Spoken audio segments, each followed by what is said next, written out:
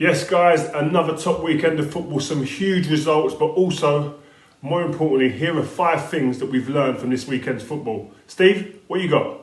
Cheers, Rio. Right, first things that we're going to be talking about that is Manchester City and Liverpool, and I don't really like this, have started to win ugly. We are now 7 weeks into this Premier League season and we've yet to see either of the two favourites properly blow a team away. It's always been tight, it's always been a little bit scrappy. This week was no different. That's what you've got to do. If you want to stay at the top of the league, you want to win titles, you've got to learn to do it ugly as well as doing that unbelievable Hollywood football. And they seem to have found a way. Liverpool, they've only got 1 clean sheet this season in the Premier League. So people were saying, yeah, Van Dijk's out, etc. But it seems like you've got to score 2 or 3 goals to beat them. So, because these boys, they know how to score goals. Salah, Mane, Firmino, now Jota's coming in, got the winner at the weekend. These guys know how to win. Liverpool came from behind to edge it out against West Ham this weekend with Jota providing the winner, now extending that unbeaten run to 63 games. That's equalled their best ever home record without managing to get beat. And Jurgen Klopp's men find themselves ominously top of the league. Nightmare for everyone who's not a Liverpool fan. Manchester City, on the other hand, they recorded their second successive 1-0 win and have started to grind results out. Kyle Walker was on the score sheet as Pep managed to grind out their second successive 1-0 win and move up to 10th in the table. But the lack of goals from Manchester City, I think, is probably going to be a little bit of a concern. They've not been as free scoring as they usually are. You normally see them racking up 3 and 4 goals a time, not a problem. This time, not scoring as much. Aguero's out, they're missing him. Jesus, his replacement, normally out as well, so they're missing him. Yes, Torres is coming up front. Looked okay, looked good, making some good runs and stuff, but he's not Aguero in terms of finishing, so they're going to miss that. For their opening 6 games, Manchester City haven't won by more than 2 goals, which is very uncharacteristic of what this team's been like under Pep Guardiola since he came. But again, they're getting over the line, they're winning some games, they've won at the weekend. I saw them midweek as well in the Champions League, and what impressed me more about them more than anything is how they defended. The two centre-backs they've got in now, Diaz and Laporte, looks like that is where Pep is going to be going. He said at the weekend after the game he's been searching for a partnership for the last couple of years. Has he found that partnership now? I believe he has. Number 2, Chelsea's signings shine. 6 of Frank's new signings at Chelsea started this game against Burnley with an absolutely convincing 3-0 win. Ziyech, Timo Werner, both on the score sheet. Must be pleasing for Frank to see that. He would have been sitting, I'm sure, at home, a bit of anxiety, wanting to make sure that their front players, the players that he brings in, play well. That's pressure. Yes, he's had a checkbook to be able to throw it back. He's gone out there, he's executed, got players in, but then the pressure mounts. Will the players do it? And I think Ziyech, out of all of them, has been the one that he's probably been wanting to get back most because he brings you that little bit of difference. He brings you a little bit, that bit of guile. Havertz has got it, but Ziyech is a player. I saw him play at Stamford Bridge last season, destroyed Chelsea. I saw him play in the Champions League many a times last season. He's the person who's always looking for that little pass, that little bit of difference that he plays the hard pass. He plays the risky pass that are going to get you the big rewards. And I'm sure that the likes of Havertz and Timo Werner, young Tammy Abraham is going to want to play with someone like him because he will put chances on a plate. And yes, he was man of the match at the weekend, and Frank waxed lyrical about him after the game, saying he's so pleased to have him back because he brings you that something different in the team. So Chelsea, 6 in the league now, after a bit of a stuttering start, and they look like a team who are starting to find their feet. So new signings always take time, but Frank obviously drilling them well on the training field, and they're starting to click. 3-0 away to Burnley, not to be sniffed at. As Rio said then, a 3-0 win away at Burnley, certainly not something to be sniffed at. And while Rio thinks that Ziyech is probably the guy that's really started to turn the corner, for me it has to be all about Mendy at the other end. He's the first goalkeeper since Peter Cech in 2004 to keep clean sheets in 3 consecutive games from his debut. So big up to Mendy. I think that's a fantastic start from him. And as much as I'd like to see you concede at Old Trafford, he's having a fantastic start to his Chelsea career. And as Rio was saying, it was a very unconvincing start to the season for Chelsea, but they do look like they might now have turned the corner. They're up into 6th in the table. Could they go on and be the sort of Premier League contenders that people were thinking they might be after they brought in all those signings in the summer? Here we go then, number 3, Arsenal and their Old Trafford woes. You may be thinking why I've got a shirt on so bright and loud as what I've got on. it's because it's been a bit of a morbid weekend, so I had to brighten it up. Oh, actually, Rio, I thought it was a bit of a tribute to Nagelsmann's jacket in midweek. Moving on to Manchester United versus Arsenal at Old Trafford. Arsenal ended 14 years without a victory at Old Trafford with a victory this weekend, 1-0. Penalty for Aubameyang. Poor penalty to give away from Pogba. He admitted it after the game. Bad decision. Don't know what he was thinking there. But all in all, the Man United performance was poor, man. We saw some improvement. This is the problem with Man United, what it's been. It's inconsistencies which are killing them. One week you see, I can see something. There's a little bit of light there. Rashford comes in, Martial, Fernandes.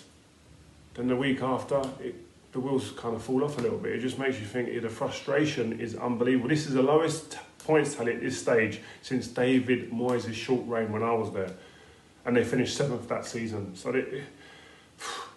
it doesn't fill me with much confidence in that sense, and I think they've not won at Old Trafford up to now since we started this season in the Premier League. Not only have we not won at home this season, it's actually our longest run without a win at home since February 1990.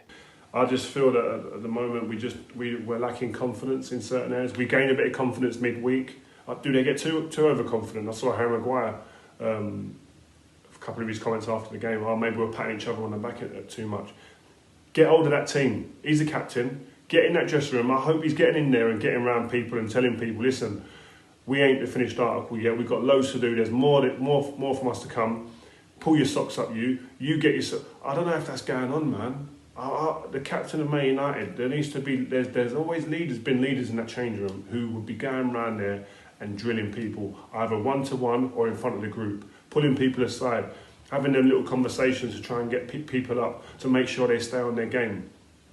And it's like sometimes it don't even take loads. Like I remember Nani. I used to chat to Nani. I didn't even chat to him really. It was 2 or 3 words.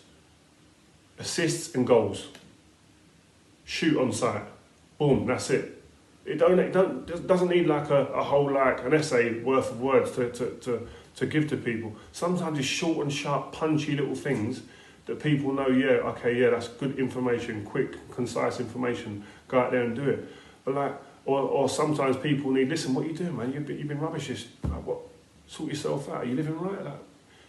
Are these conversations going on? It ain't just for the management to deal with that. Sometimes there's players in the dressing room to stand up and go bang and put it on people. And I had it put on me at times. I put it on other people. That's the environment, the culture that you need. What's going on, Stephen Howson, Rio Ferdinand? It's Joel Beya here, representing for 5 as well. That's right, man. I love this new segment that we're doing. Okay, so Stephen, Rio, what I saw yesterday, Man United losing to Arsenal in their own backyard. I'll be honest with you, when I was doing the publication stuff, when I was doing the stuff on Cheeky Sport, when I was doing the stuff on Talk Sport this week, they were asking me, what do you reckon the score's going to be? I said, a strong 2-2 draw. And that was me being very optimistic, because despite Arsenal, winning the FA Cup and Community Shield and having a decent start in the first few weeks of the season, I thought that the couple of weeks that Man United have just had, I thought we were in trouble. I thought after that PSG win, the Leipzig win, I thought, Ollie's starting to get it together. I was completely shocked that we were allowed to come to your backyard and play football the way we did. And oh my, I got to give a massive shout out to the Arsenal midfielder, Thomas Partey. I thought he was class.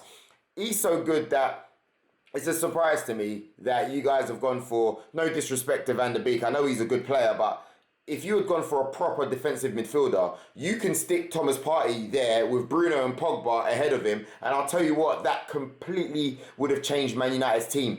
Thomas Partey, in my opinion, was so good that he could fit into almost any team in the Premier League. He literally has it all. He can go from box to box. Great on the ball. Great attention to detail. Great passes. Breaks it down. I was very impressed by him. I used to say, well played to Arsenal. Partey.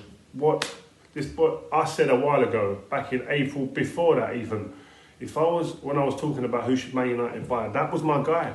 I would maybe go and get Partey from Atletico Madrid. Ooh, yeah. Or Ndidi from Leicester. And you have to give massive credit to Arteta. The way his team set up, they absolutely pressured Man United. They pinned them back. They said, we don't even need to have the ball. We're going to control this game without the ball. We'll pin you back and you make the mistakes and we'll feed off that. Yeah, they didn't get loads of big chances, but Man United were frustrated. They couldn't get out. And Arsenal looked like the team who were on the front foot and really the aggressors in this game at Old Trafford. Rio nailed it. Arsenal arrived at Old Trafford and dictated the ball without having it. They dictated the entire tempo of the game. They dictated the direction of the game. The worrying thing for me is I was able on Friday to see how this game was likely to play out, and I thought playing the diamond was not the way to go against Arsenal. They press with their forward three. They look to attack through their wing backs, and all that's going to happen when you play a back four is you're going to see Wan-Bissaka get doubled up with Saka and Aubameyang, and that's a bad day at the office for anybody when you're going to have that. And then on the opposite side, you've got Luke Shaw, and they're going to come up with him with Willian, and they're going to come up with Bellerin. And Bellerin, for me, was the guy I identified as being the danger man for Arsenal, because so often with their 3-4-3 formation, they find Bellerin in space, and he's able to whip crosses in. Now, ultimately, their goal didn't come from one of those crosses. Their goal came through a penalty, which I thought was a little bit soft, but maybe in hindsight, yeah, it's a foul, I guess. But apart from that, the game was, despite Arsenal's chances, the game was very much going to be pretty much a 0-0. It was a bore fest. It almost replicated what happened when Arsenal played Sheffield United a few weeks ago. There was no shots from any team, and I put that on Arsenal because I don't think that's the kind of game United wanted. I think it was the kind of game that Arsenal and Arteta wanted, and I think Ollie got his tactics wrong in this instance. I think there was a lot better way that he could have tried to shape up, nullify what Arsenal were going to do and maximise what United were going to do. But I also think that the players have to step up, take a look in the mirror and perform better as well. There was under par performances all over the pitch, and maybe not the lads in the forward lineup, but the midfield, considering there was only 2 people in Arsenal's midfield and we had a diamond, 4 people in midfield. United should have been able to find space. They should have been able to find overlaps. They should have been able to find a way through that midfield. But Arsenal's press was so good that it forced David De Gea to go long, and we're going long to Mason Greenwood and to Bruno and to Marcus Rashford, 3 players who I'd be comfortable winning a header against. So the likes of Rob Holding's got them on toast all day long. It just wasn't good from United tactically, and I think Ollie's now going to be under pressure, whether that's right or wrong, that the manager's the one that always carries the can for this sort of thing, but it wasn't good. Arsenal have ended a run which started all the way back in 2006 of not being able to win at Old Trafford, and that's not good either. I think Arteta's tactically doing very well with this Arsenal team, perhaps a little bit different to how we all thought. Arteta, Pep's apprentice, played under Arsene Wenger. We all had an idea in our heads about how he was going to be as a manager. I think he's changed those expectations and he's doing a pretty good job with Arsenal. Yeah, it was just a weird one for Man United. Do I feel like Ole Gunnar Solskjaer has got this figured out? Not really, I think his time is definitely running out. But guys, I look forward to being on this segment more, not just about Arsenal, but across all teams. Rio, Stephen, we'll speak soon. In at number 4 then, Tottenham are challengers. So guys, Spurs are second in the league. Jose will be sitting there smug, smiling, and rightly so. He deserves to. You're second in the league. Why not give it a little bit? Bow is back in the team, back in the groove, scores his goal. I mean, it's his first Spurs goal in 7 years and 166 days. I'm delighted to have Bow in the Premier League. I want to see him flying. And listen, him alongside Son, who's on absolute flames at the moment, alongside Harry Kane, who is absolutely killing it, moved into the top 10 of all-time Premier League goal scorers, alongside my cousin, Mr. Rio Ferdinand. So he'll be disappointed, yes, to be shooting back down that list of players, but what an illustrious list of players it is. Harry Kane, assists and goals in abundance this season, on absolute fire. The guy has taken his game up again to another level. So he's looking to break records. He looks like he's got that desire to actually do some big things. He's always wanted to do big things, but I've said a few times in the past, does he need to leave Spurs to win trophies? And I think Jose Mourinho would have convinced him now to say, no, we can do it here. We're second in the league now. We're not even probably playing at our best yet. We've not clicked properly or perfectly yet. We're still finding out our best 11 maybe. But they're second in the league and they're finding some consistency. And yes, Jose Mourinho will have a smile on his face, no doubt. No doubt. After midweek losing and not being happy on that plane back or that journey back, just sitting there looking at the league table and saying, we're going in the right direction. So good luck to Spurs. All the Spurs fans out there will be hoping that this isn't just a fly-by moment. They'll be wanting to make sure this is consistent Spurs now. As Rio said, Harry Kane is absolutely flying at the moment. 6 goals and 8 assists in just 7 Premier League games. The guy's on absolute fire. And part of me is pretty happy to see Jose Mourinho doing so well with this Spurs team, because I didn't want Pochettino at Manchester United. And I think Jose doing as well as he's doing kind of proves that Poch should have been doing a lot better with his team. That being said, I think Rio's right. Son and Gareth Bale helping Harry Kane get up there, but Harry Kane's form this season has been scintillating. I thought it might have dipped. I thought it might have been the end for Harry Kane. I thought it might have been seeing the downward slide of his career with all the injuries accumulating, but he's proving everybody wrong this season. 2 goal involvements every single game is insane. And can Jose and Spurs become title challengers? I absolutely think they can. If a man knows how to win a league, it's Jose Mourinho. And the star power that he's got available to him at Tottenham Hotspur is equal to anything that he's had in previous years and previous clubs that he's been at, where he's actually managed to go and win the title. So I do think Tottenham are capable of winning the league this season. And despite the blip that we saw against West Ham, Tottenham have now made it 3 wins in 4 games. Similar to what's going on at Liverpool and Manchester City, it does appear that this Tottenham team are being able to grind out these victories. Tottenham have lost just once in 13 games. That's championship level form. And I do think that this Jose Mourinho side is one that you're going to have to keep an eye on come May. Number 5 then, Villa and Everton's season derails. Aston Villa and Everton were in absolute dreamland with the opening month of the Premier League, where they both put up some fantastic results. After winning their first 4 games, Carlo Ancelotti's men were top of the league. They earned a point against local rivals Liverpool, and everyone was going, oh my God, could Carlo Ancelotti actually go and do something with Everton? But since the Merseyside derby, they followed that with 2 dismal defeats at Southampton and at Newcastle. Calvert-Lewin's injury time strike was not enough to salvage even a point against Newcastle, as Everton slipped down to 3rd in the table. James is injured for Everton. They go under. I just feel the Everton squad is probably lacking a bit of depth. They've got quality in their first 11, no doubts. But when 1 or 2 players are going to be out injured in that team, I think it really does affect them. And that's just the way the cookie crumbles. The investment in the squad they've invested, yes, they have. But they need probably more bodies of a higher standard as well. The ones that are coming in to play when certain players are injured. It's difficult, man. Elsewhere, Aston Villa find themselves in 7th. Dean Smith's men started in unbelievable fashion, winning their first 4 games. And who could forget that unbelievable 7-2 thrashing of Liverpool? And Aston Villa, they were on a phenomenal run. What a game at the weekend, by the way. 4-3 they lost. But as long as they keep Jack Grealish fit, they're going to be in games. They're going to have chances. And the kid scores, he creates. He's an absolute joy to watch. What a player. And somebody I'm keeping a close eye on, because in terms of England, I want to see him play for England. I think he deserves to. I think he's a top player. I think he can play multiple positions. He's intelligent enough.